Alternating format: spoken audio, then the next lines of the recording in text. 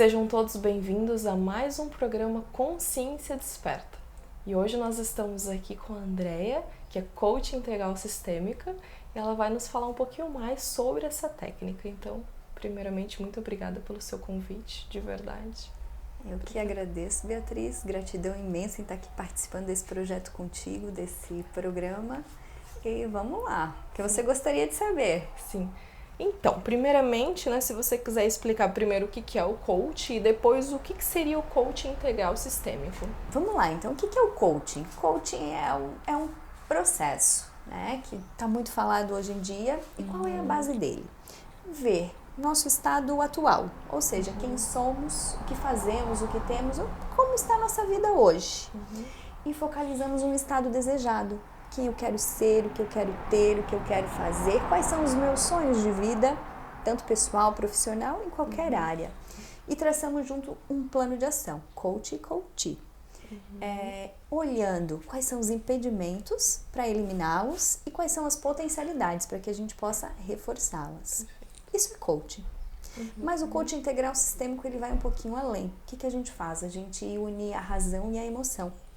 Porque racionalmente, às vezes, a gente sabe qual é o caminho que tem que ser feito, mas a gente não age. E aí tem as emoções e os sentimentos. Então, a gente busca aliar tudo isso no coaching integral sistêmico. E vai um pouquinho mais além também, olhando para todas as áreas da nossa vida, entendendo que apesar de eu chegar até uma sessão, chegar até um processo de coaching, tendo uma meta profissional, por exemplo, ela pode impactar em qualquer outra área, ou qualquer outra área pode estar impactando nessa meta. Então, no caso, seria assim, eu fiz uma alteração numa crença dentro da minha família e também vai impactar como, por exemplo, relacionamentos, depois o meu profissional, seria isso? Exatamente. A gente busca um equilíbrio em todas as áreas. Perfeito. São 11 áreas para nós. Se quiseres pontuar quais são também é bacana. Posso pontuar. Elas são, a gente fala do pilar espiritual. Aqui não é religião, mas é o quanto a gente tem uma crença, a gente alimenta a nossa fé.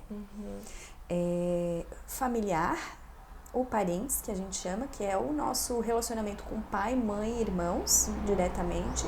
Conjugal, relacionamento. Pilar filhos. Pilar social. Aqui não é vida social, mas é relacionamentos verdadeiros com amigos. E hobbies, o tempo que a gente dedica para diversão. A gente olha também o pilar financeiro, o pilar profissional, o pilar servir, que é o olhar ao outro, olhar ao fazer o bem, independente de quem. Temos o pilar saúde, que é muito importante, e o pilar emocional. Quem que iniciou o método de coaching integral sistêmico? Foi o Dr. Paulo Vieira.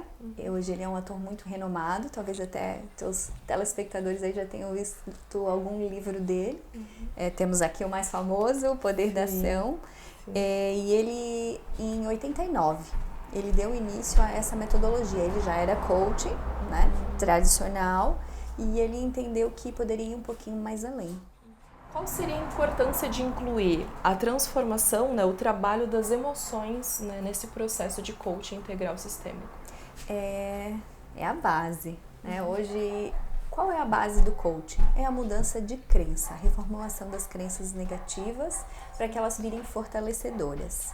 E uma crença ela é feita de pensamentos, sentimentos, ou seja, das nossas emoções, para depois então a gente ter uma ação e um resultado.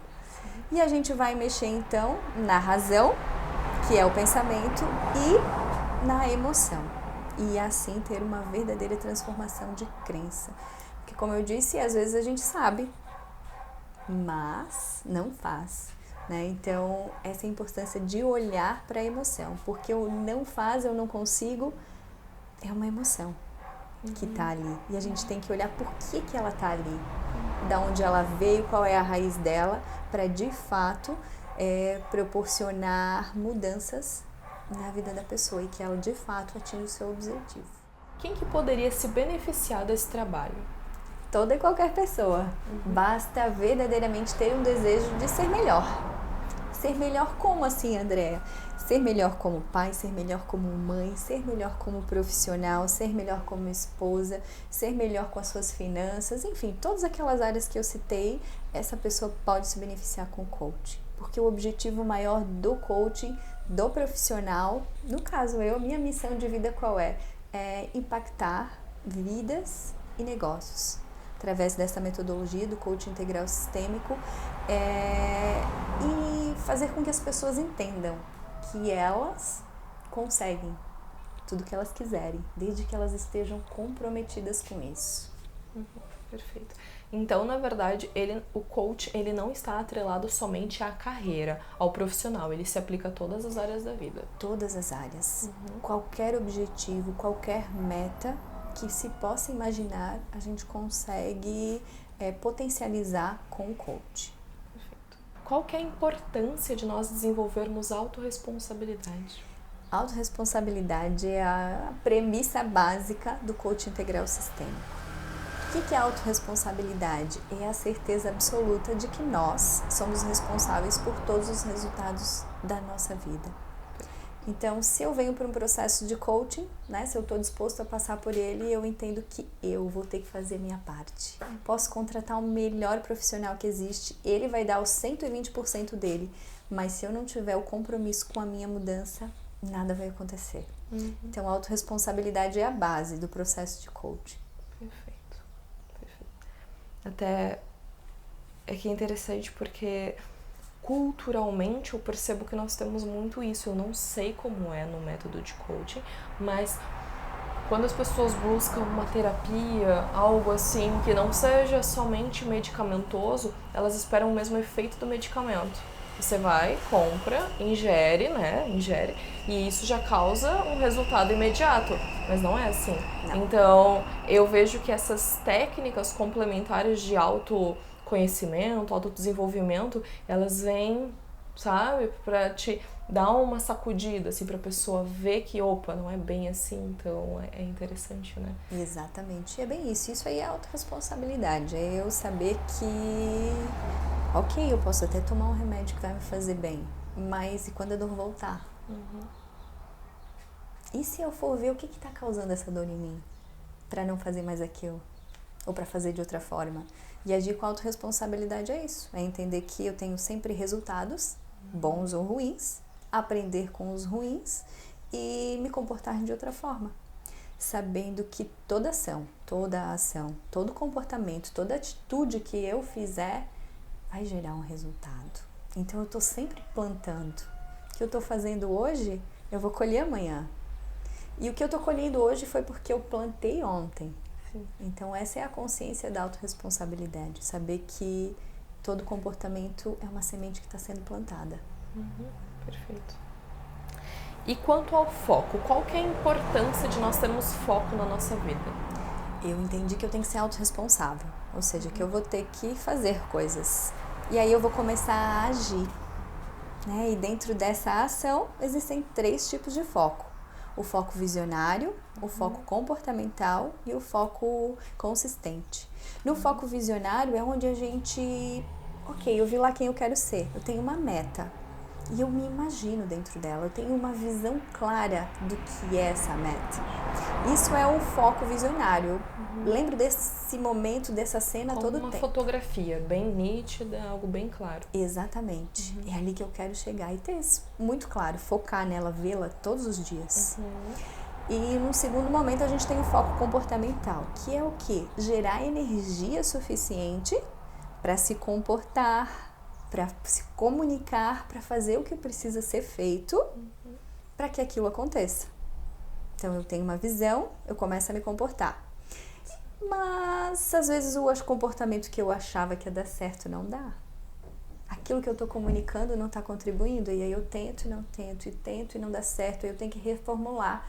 E aí acabei, não vou mais fazer. E aí entra o foco consistente, que é o quê? Manter essa energia pelo tempo necessário para que aquela visão aconteça.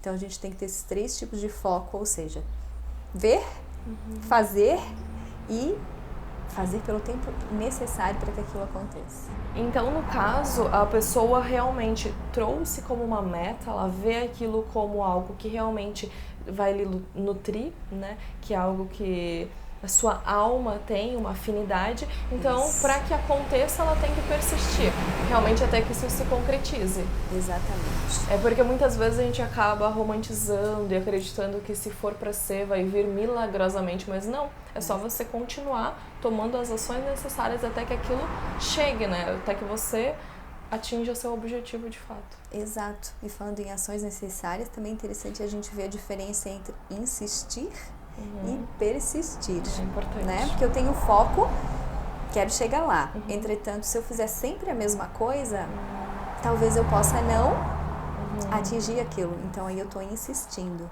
Sim. Mas quando eu tentei uma vez, fiz a mesma coisa pela segunda, pela terceira e não deu certo, então eu vou mudar a minha forma de me comportar, mas eu persisto no meu foco visionário. E muitas vezes as pessoas acabam daí desistindo totalmente já do projeto, da ideia, daquilo que elas ansiavam. Exatamente, porque elas estão insistindo em fazer o mesmo. E a nossa cultura, sendo imediatista como ela, interfere muito, né? Muito, muito. Na alteração do plano de vida? Como assim? Por isso que a gente olha muito por propósito. Qual é o teu propósito? Qual é a tua missão de vida? Então, ok, vamos ajustar os caminhos que vão te levar lá. Talvez esse não tá te deixando feliz, mas tu tem certeza que tu quer? Qual é o caminho que tu tem que percorrer? Qual é a estrada que precisa ser desviada? Qual é a estrada que tu vai pegar que verdadeiramente vai te levar até lá? E até aproveitando, né?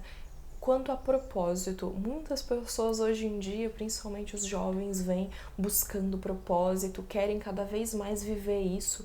E muitos acabam se perdendo no caminho porque acreditam que realmente estão perdidos, não sabem o que querem e deixam de ter uma vida abençoada, cheia de bons frutos. Então, como seria possível essas pessoas encontrarem o seu propósito? Processo de autoconhecimento, mas algo que é muito importante olhar são os valores dessas pessoas, porque às vezes elas idealizam algo, né? Ou compram uma ideia de outras pessoas, de filosofias de vida, mas não olham para os seus valores. E aí tem o choque e não acontece. Então, antes de um propósito, a gente vai ver quais são os valores e alinhar verdadeiramente meus sonhos, meus desejos, meus objetivos ao que é importante na minha vida. Vamos pensar no exemplo, então, que o valor é significativo. Vamos pensar em uma pessoa que foi criada numa família que é muito unida, né? E para ela a família é importante. Mas ela também entende que talvez o seu propósito seja servir, seja ser missionário pelo mundo. E aí ela sai e vai nas missões, mas ela não se sente completa. Falta algo, por mais que ela entenda que ela está vivendo o propósito. O que vai faltar? Aquele valor base da família, porque ela deixou tudo para viver algo que ela entendia ser o seu propósito. Mas não está preenchendo ela. Por quê? Porque ela não olhou quão valoroso era a família para ela, que ela teve que deixar. Interessante. Por isso que é muito importante a gente conhecer os nossos valores para aliar o que é importante na nossa vida, a ver o que verdadeiramente vai fazer sentido. Né? Ok, talvez o meu propósito seja servir nesse caso, mas como eu vou fazer para manter a minha família mais próxima de mim? Para que não falte algo quando eu estiver verdadeiramente vivendo aquilo que eu entendo que eu nasci para viver. Perfeito. No caso, o que acontece muito também é quanto à carreira, quando as pessoas focam muito no trabalho, deixando família, amigos, e aí aquilo não se sustenta, porque faltam outras tantas áreas que ficaram, né? Exatamente. Porque a gente tem o tempo e a energia a nosso favor. E se a gente utiliza tudo isso em uma área da vida só, com certeza não vai ter equilíbrio, não vai ter plenitude e não vai ter felicidade. Pessoas que vão porque as outras estão fazendo, então eu vou no embalo e elas gostam de E agitar. tá tudo certo também, é uma forma...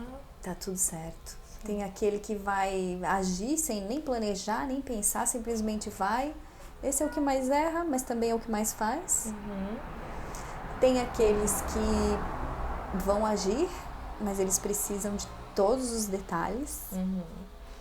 Sim.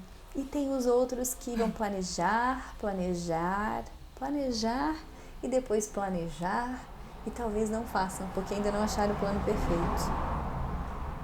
Então isso tudo também influencia na construção de metas, de objetivos. Certo.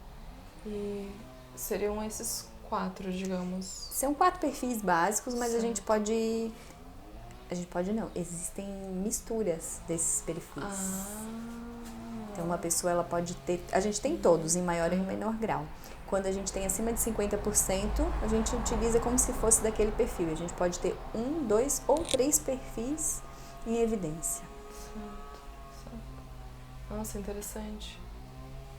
É bem legal, porque são padrões de comportamento, né? Um gosta mais de falar, outro tem mais facilidade em ouvir, outros precisam influenciar, outros não faz a mínima diferença. E aí tem aqueles que gostam de pessoas, tem outros que se não tiver pessoas tá tudo certo, gosta de fazer o que precisa fazer, né? Foca em resultado. Sim. Interessante. E é importante também todos, né? Porque assim a gente cria essa... a sociedade, ela se nutre, se constitui de todos. Todos são importantes, né? Para fazer as coisas acontecerem. Exatamente. Legal. E o importante é saber que a gente tem um perfil e que não são todas as pessoas que são igual a nós. Então a forma que eu penso e me comporto pode ser muito diferente da tua forma de pensar e se comportar. Sim. Por isso que às vezes as pessoas esperam que o outro reaja como ela reagiria, mas ele não vai reagir. Raros os casos. Exato. E tá tudo certo. Por quê? Porque nós somos diferentes e únicos justamente por isso. Perfeito. E a gente tem que se entender, coach contribui nisso, e também entender que o outro é o outro. E que a gente não é igual. É um universo à parte, né? Cheio das suas particularidades. Fantástico. Exato. E como coach integral sistêmico, a gente toma muito cuidado em olhar também quem é essa pessoa e a forma dela pensar, para fazer a pergunta correta. Porque a ferramenta de todo coach, seja integral sistêmico, coach tradicional, a base do nosso trabalho são as perguntas poderosas. Existe uma semelhança entre o trabalho de coach e, querendo ou não, um trabalho de terapia, onde você faz o acompanhamento, faz todo esse processo de autoconhecimento. Tem alguma semelhança? A base do coaching é a psicologia positiva. Perfeito. Entretanto, qual a maior diferença dos dois? O coaching, ele olha para o passado, mas só como forma de compreensão e clareza do que está acontecendo hoje. Ele não fica lá. Ele dá uma olhadinha e volta para o presente. E qual é o objetivo principal? Futuro. Estado desejado. É lançar ação, é lançar planejamento para futuro. Perfeito. E a terapia, a psicologia, ela utiliza mais metodologias que olham para o passado e tem a compreensão da situação do passado para o presente. Ela não olha tanto para o futuro. Então essa é a maior diferença, né? Eu entendo as duas ciências. Eu sou formada em psicologia, por isso como complementares. Certo. Complementares. No caso, ambas vão estar contribuindo ainda mais, né, trabalhando em conjunto para o nosso desenvolvimento. Exato. Mas eu digo assim, tanto um quanto o outro vai poder auxiliar a pessoa que está sendo assistida, né, para progredir, porque Exato. Olhando para o passado a gente pode soltar coisas também e agindo a gente pode aprendendo com os erros também e chegar, né, no nosso objetivo. Exatamente. Todos os profissionais que trabalham com pessoas, eu acho que eles têm o mesmo objetivo que eu, que é fazer com que as pessoas se conheçam ainda mais, vivam verdadeiramente o que querem, né? E com essa compreensão de mundo exterior e principalmente interior. Entendendo do que eu sou capaz de fazer, entendendo quem eu sou principalmente, e depois disso tudo, o que eu mereço ter? Como que elas poderiam sair desse prazer instantâneo que tudo isso gera e buscar realmente focar para trabalhar um objetivo grande, que é a tua meta, algo que você quer alcançar, que é um propósito mesmo? Primeiro a pessoa tem que ter clareza de que aquela meta, de que esse objetivo é verdadeiramente importante para ela. A partir do momento que a gente tem consciência do que é importante, que a gente consegue colocar foco nisso, a gente passa a realizar menos coisas imediatistas, ou seja, olhar menos para os prazeres imediatos. Eu gosto de falar bastante nisso porque a gente olha, é um desejo, é só uma vontade, é algo que vai passar, e a vida é cheia disso, cheia de oportunidades ao nosso redor que vão dar prazer naquela hora. Mas esse prazer, ele me aproxima ou me afasta daquele objetivo maior? Então tem que ter a clareza de que eu quero verdadeiramente aquilo. Quanto mais claro, quanto mais consciente eu tenho do que é importante na minha vida, mais eu vou ter o poder de decisão, porque é uma decisão. Negar um prazer imediato e saber que lá na frente os frutos vão ser melhores, mais gostosos e muito mais saborosos. Não é porque eu tenho prazer hoje que eu preciso disso, né? Nem tudo que é prazeroso é necessário. E é até pelo contrário, às vezes eu tenho que fazer coisas que eu não gostaria de fazer, entendendo que elas são de suma importância para o meu objetivo. Então a gente tem que ter muita clareza de que às vezes eu vou ter que fazer o que precisa ser feito e não apenas o que eu gostaria de fazer. Ali na Febracis a gente fala muito de tem que pagar o preço para viver o sonho.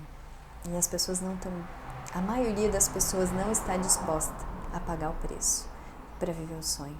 Até aqui no livro ele fala, correr uma meia maratona é muito fácil. O difícil é se preparar para ela. Quem já se preparou vai realizar. Mas a maioria das pessoas não quer se preparar, não quer pagar o preço. Verdade. Então, realizar um sonho é fácil para quem está lá já no fim celebrando. Mas as pessoas não olham para o que elas passaram para chegar até ali. Então, a gente tem que pagar um preço. Sim. E também não é para ver com dor, né? É para ver como algo realmente motivador. Exato. Porque a gente vê com dor, nossa, eu tenho que pagar um preço para conseguir o meu sonho, mas o que é isso? Mas não, né? Algo... faz parte do processo. Né? Eu gosto de simplificar. É fazer o que precisa ser feito. É entender o que precisa ser feito para realizar. E o que a gente está falando de realização? De todo tipo de realização. Desde ter o carro, construir uma casa e desde ter um lar com harmonia. Todo tipo de sonho. Sim, com certeza. Andréia, se você puder, né, compartilhar conosco onde que você está atendendo hoje, como é que funciona também o processo de coaching? Uau! Hoje eu atendo pouco em Brusque ainda, né? Eu estou fazendo uma transição de carreira, né? Até então eu era coach integral sistêmica e palestrante, agora eu sou treinadora da Febracis, que é a escola de coaching do Paulo Vieira, né? A maior instituição hoje de coaching do mundo. Nós temos 40 unidades, estamos no Brasil, nos Estados Unidos, na África, em Portugal já. E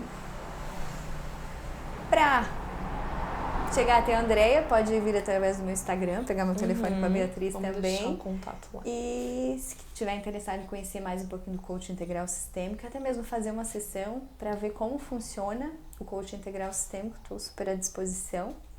E é isso aí. Perfeito. Então, queria te agradecer de coração. Muito obrigada pela sua presença, por todo o conhecimento compartilhado. Obrigada.